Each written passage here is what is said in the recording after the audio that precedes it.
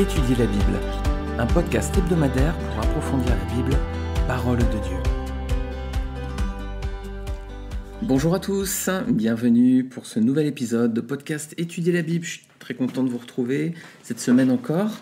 On est dans le chapitre 25 de la Genèse. On va aborder un chapitre, c'est plutôt triste, c'est la mort d'Abraham en fait. On va regarder ce chapitre donc 25 et je vais le lire au départ. Abraham prit encore une femme nommée Kétura. Elle lui enfanta Zimram, Jokshan, Médan, Madian, Shipsak et Shuach. Jokshan engendra Séba et Dédan.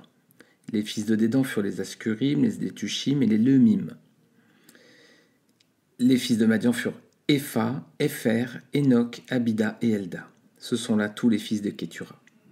Abraham donna tous ses biens à Isaac. Il fit des dons aux fils de ses concubines. Et tandis qu'il vivait encore, il les envoya loin de son fils Isaac du côté de l'Orient dans le pays d'Orient.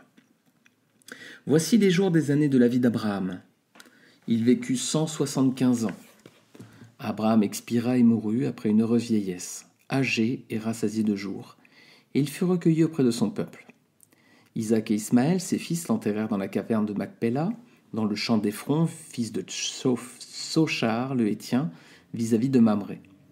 C'est le champ qu'Abraham avait acquis des fils de Heth. Là furent enterrés Abraham et Sarah, sa femme. Après la mort d'Abraham, Dieu bénit Isaac, son fils. Il habitait près du puits de Lacaïroï. Voici la postérité d'Ismaël, fils d'Abraham, qu'Agar, l'Égyptienne, servante de Sarah, avait enfanté à Abraham. Voici les noms des fils d'Ismaël, par leurs noms, selon leur génération. Nebajot, premier-né d'Ismaël, Kédar, Abdel, Mibzam, Mishma, Duma, Massa, Hadad, Théma, Jétur, Naphish et Kedma. Ce sont là les fils d'Ismaël. Ce sont là leurs noms selon leurs parcs et leurs enclos. Ils furent les 12 chefs de leur peuple. Et voici les années de la vie d'Ismaël, 137 ans. Il expira et mourut, et il fut recueilli auprès de son peuple. Ses fils habitèrent depuis Havila jusqu'à Shur, qui est en face de l'Égypte, en allant vers la Syrie. Il s'établit en présence de tous ses frères. Voici la postérité d'Isaac, fils d'Abraham. Abraham engendra Isaac. Isaac était âgé de 40 ans quand il prit pour femme Rebecca, fille de Bethuel, l'araméen, de Padam-aram et sœur de Laban, l'araméen. Isaac implora l'Éternel pour sa femme, car elle était stérile, et l'Éternel l'exauça. Rebecca, sa femme, devint enceinte. Les enfants se heurtaient dans son sein, et elle dit, « S'il en est ainsi, pourquoi suis-je enceinte ?» Elle alla consulter l'Éternel. L'Éternel lui dit, « 2 nations sont dans ton ventre, et 2 peuples se sépareront au sortir de tes entrailles. Un de ces peuples sera plus fort que l'autre, et le plus grand sera assujetti au plus petit. » Les jours où elle devait accoucher s'accomplirent, et voici, il y avait 2 jumeaux dans son ventre. Le premier sortit entièrement roux, comme un manteau de poil, et elle lui donna le nom d'Ésaü. Ensuite sortit son frère, dont la main tenait le talon d'Ésaü, et on lui donna le nom de Jacob. Isaac était âgé de 60 ans lorsqu'ils naquirent. Ses enfants grandirent. Ésaü devint un habile chasseur, un homme des champs, mais Jacob fut un homme tranquille qui restait sous les tentes. Isaac aimait Ésaü parce qu'il mangeait du gibier, et Rebecca aimait Jacob. Comme Jacob faisait cuire un potage, Ésaü revint des champs accablé de fatigue.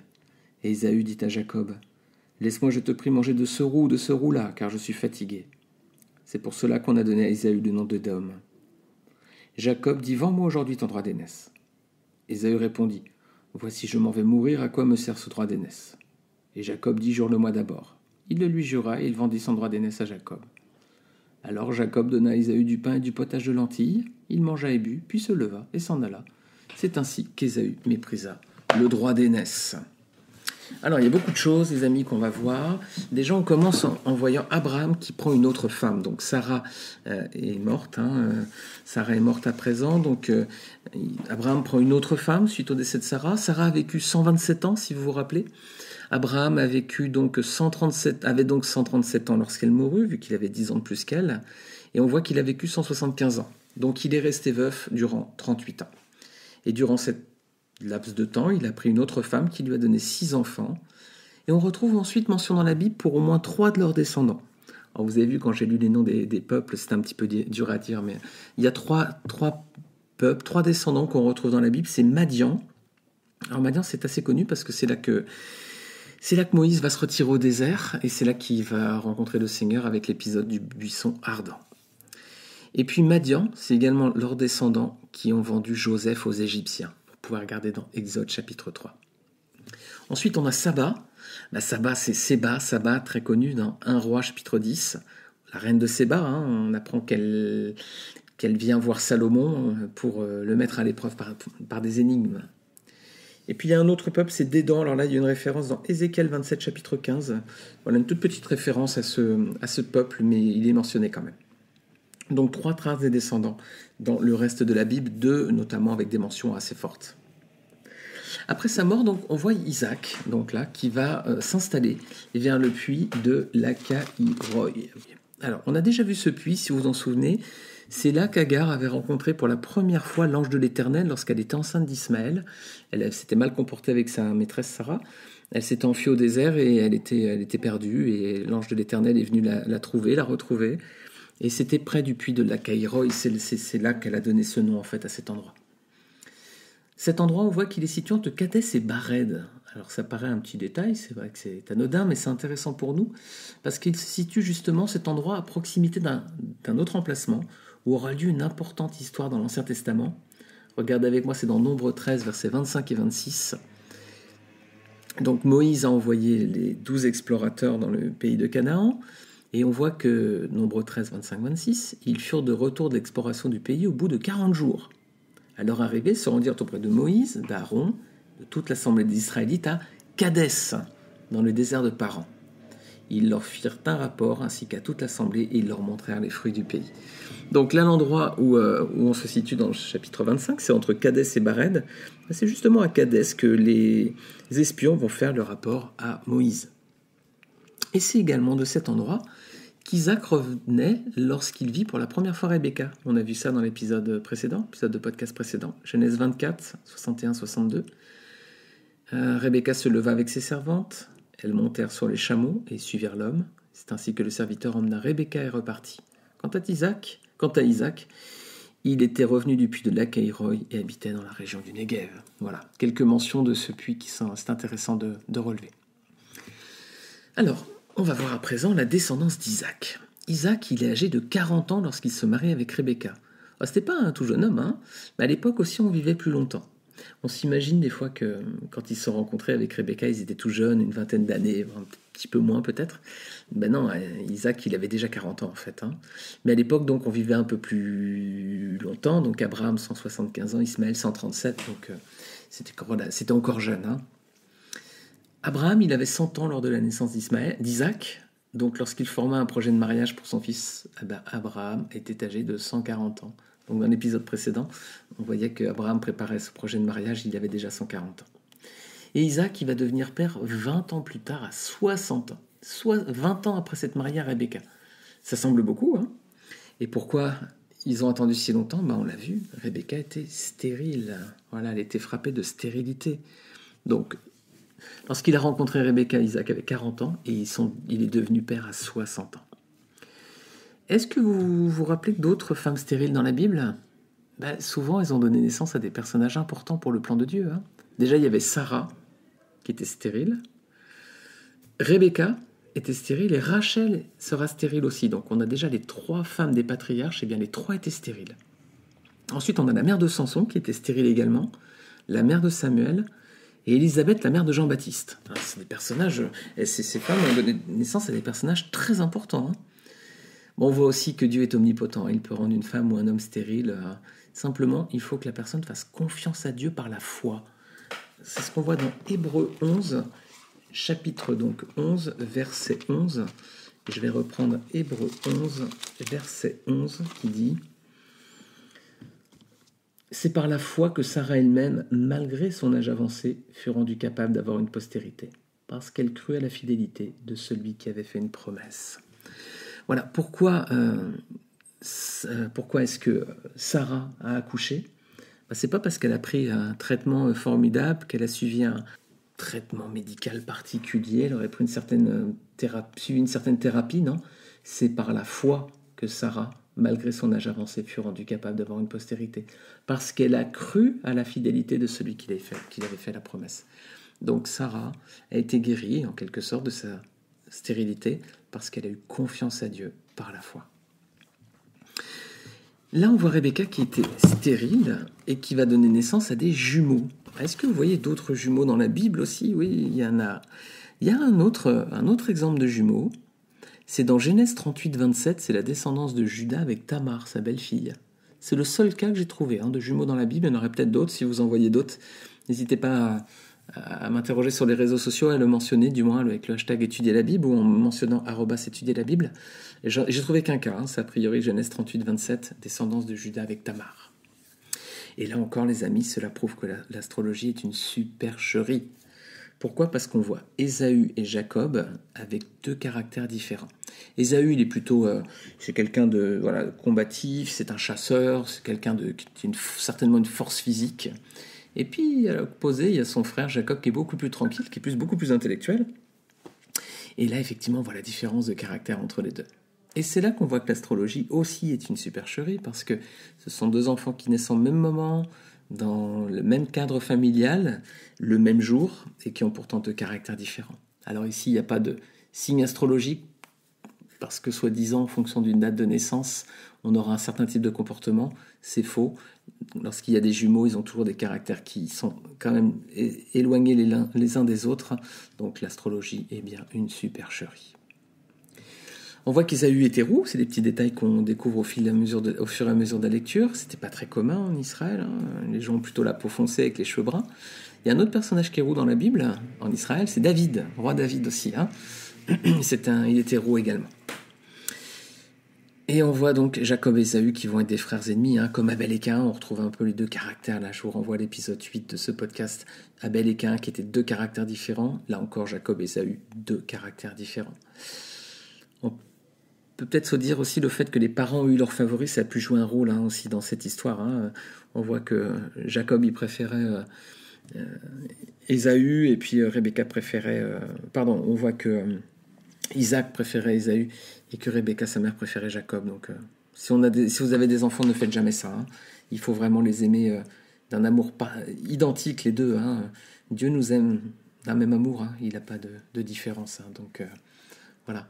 C'est pas en fonction de nos caractères ou notre personnalité que le Seigneur va plus nous aimer. Il aura un regard différent. Oui, si on a reconnu le sacrifice de son Fils, notre Seigneur Jésus-Christ, comme le sacrifice aussi pour nos péchés, et si on a vu dans son sang vraiment le salut pour notre vie. On va voir un nouveau point, c'est ce fameux droit d'aînesse contre un plat de lentilles. Alors là, c'est un épisode fameux, qui a donné naissance à beaucoup de tableaux dans l'art, puis aussi une expression française très connue, qui va à la chasse perd sa place. Ça vient d'ici, qui va à la chasse perd sa place française, ça vient de cet épisode, lorsque Ésaü, en partant à la chasse, a perdu sa place, donc son droit d'aînesse. Le droit d'aînesse, en Orient, c'est quelque chose de très fort. Le premier-né, mes amis, il prenait la suite du patriarche à sa mort, donc avec tout ce que ça implique en termes d'autorité sur toute la famille, belle-fille ou beau-fils compris. Ce droit, ça lui permettait également d'hériter de la grande majorité des biens paternels. Et d'ailleurs, c'est ce qu'on voit. Isaac, reçoit tout l'héritage, quand on a vu avec la mort d'Abraham au tout début. Vous avez peut-être grandi dans une culture où c'est comme ça, où l'enfant, l'aîné, a beaucoup de droits sur la famille.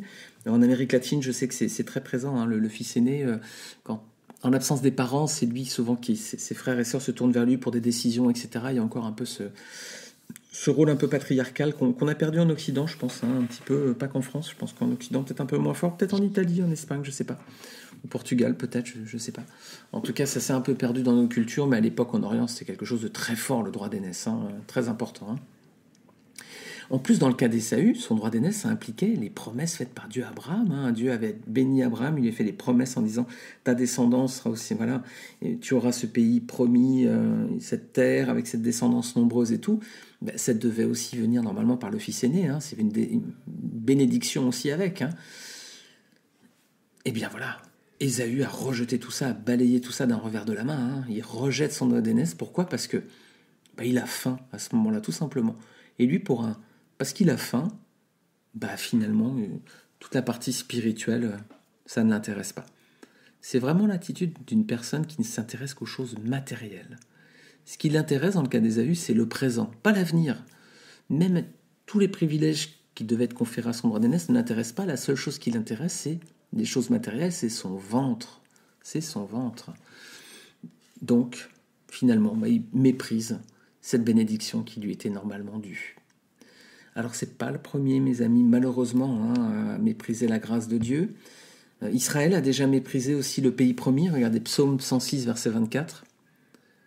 Ils ont méprisé le pays des délices, ils n'ont pas cru à la parole de l'Éternel.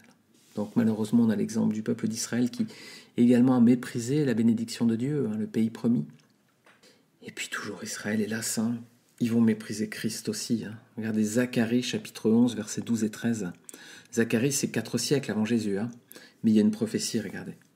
« Je leur ai dit, si vous le trouvez bon, donnez-moi mon salaire, sinon ne le donnez pas. Alors ils ont pesé pour mon salaire 30 pièces d'argent. L'Éternel m'a dit, jette-le au potier, ce prix magnifique auquel ils m'ont estimé. J'ai donc pris les 30 pièces d'argent et je les ai jetées dans la maison de l'Éternel pour le potier. » 4 siècles avant, le Seigneur est en train de donner les détails de la vente de Christ. Il va être vendu par Judas pour 30 pièces d'argent, et ensuite Judas va jeter cet argent dans le temple, et voilà, on a vraiment l'image déjà, préfiguration de ce qui va se passer 4 siècles plus tard avec la venue, la mort, le sacrifice de Jésus-Christ sur la croix pour nos péchés. Et puis il y a encore un autre épisode où des personnes ont méprisé la bénédiction de Dieu. Regardez dans Matthieu 22, versets 1 à 5, c'est ceux aussi qui ont méprisé l'invitation aux noces célestes. Matthieu 22, versets 1 à 5.